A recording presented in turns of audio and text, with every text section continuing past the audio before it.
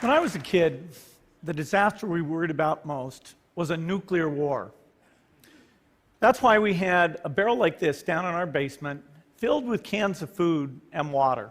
The greatest risk of global catastrophe doesn't look like this. Instead, it looks like this.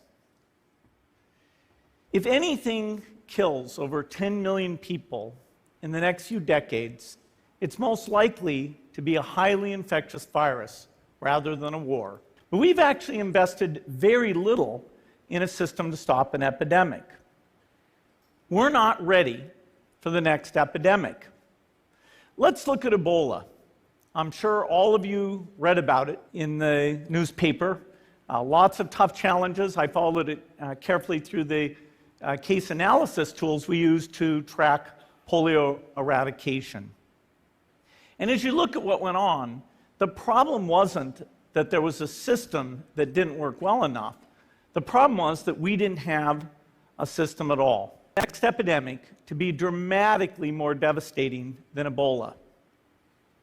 Let's look at the progression of Ebola over this year. About 10,000 people died, and nearly all were in the 3 West African countries. There's 3 reasons why it didn't spread more. The first is there was a lot of heroic work by the health workers. They found the people and they prevented more infections. The second is the nature of the virus. Ebola does not spread through the air. And by the time you're contagious, most people are so sick that they're bedridden. Third, it didn't get into many urban areas, and that was just luck. If it had gotten into a lot more urban areas, the case numbers would have been much larger. So next time, we might not be so lucky. You can have a virus where people feel well enough while they're infectious that they get on a plane or they go to a market. The source of the virus could be a natural epidemic like Ebola, or it could be bioterrorism. And so there are things that would literally make things 1,000 times worse.